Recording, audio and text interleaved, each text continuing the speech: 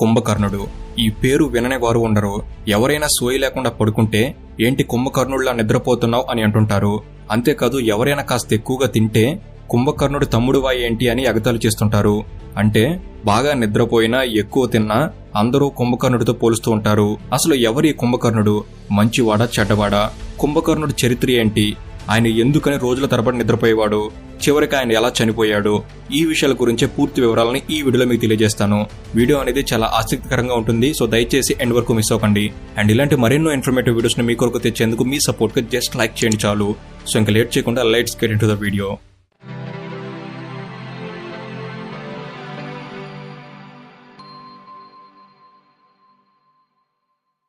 కుంభకర్ణుడు 6 నెలలు నిద్రపోతే ఒక రోజంతా కూర్చుని 1000 మందికి సరిపోయే భోజనం ఒక్కడే తినేవాడిని మన రామాయణ కావ్యంలోని కథల్లో వింటూ ఉంటాం. కానీ దాని వెనక కారణాలు మాత్రం చాలా మందికి తెలియదు. అసలు ఎవరి కుంభకర్ణుడు? ఈయన చరిత్ర ఏంటి?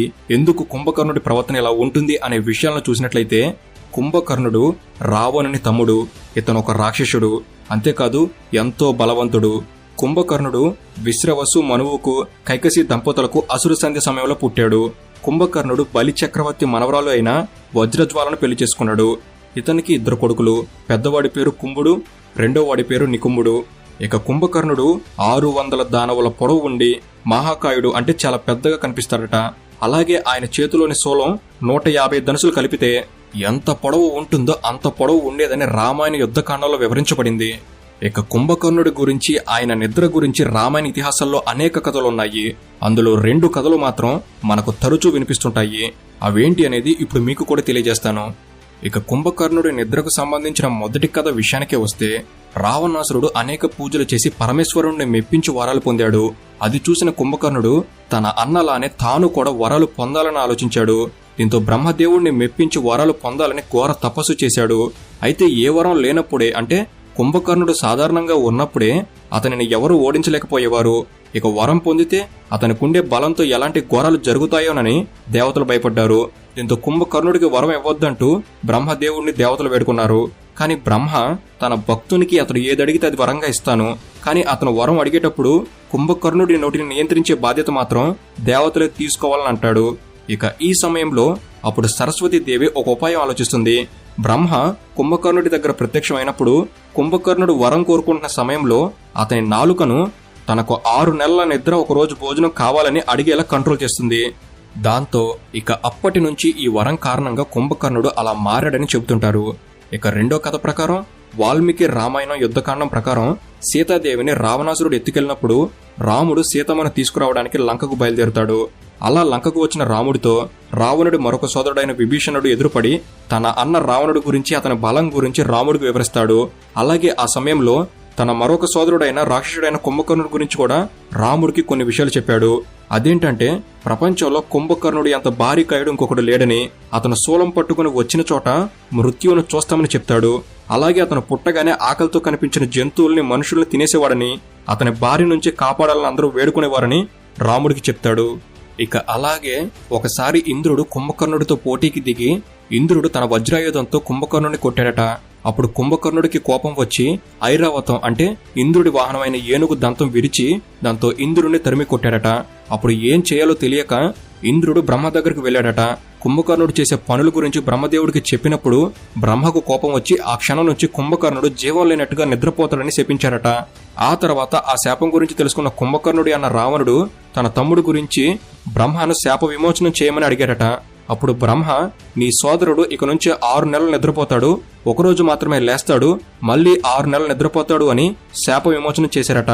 అలాగే అతని నిద్రకు భంగం కలిగించినప్పుడు అతనికి మెలకువ వచ్చిన రోజు చాలా బలహీనుడు అవుతాడని, ఆ సమయంలో అతన్ని చంపవచ్చని బ్రహ్మ చెప్పాడట. ఇలా కుంభకర్ణుడి గురించి ఈ విషయాలని రాముడికి విభీషణుడు చెప్పిన తర్వాత రామాయణ యుద్ధం అనేది మొదలైంది.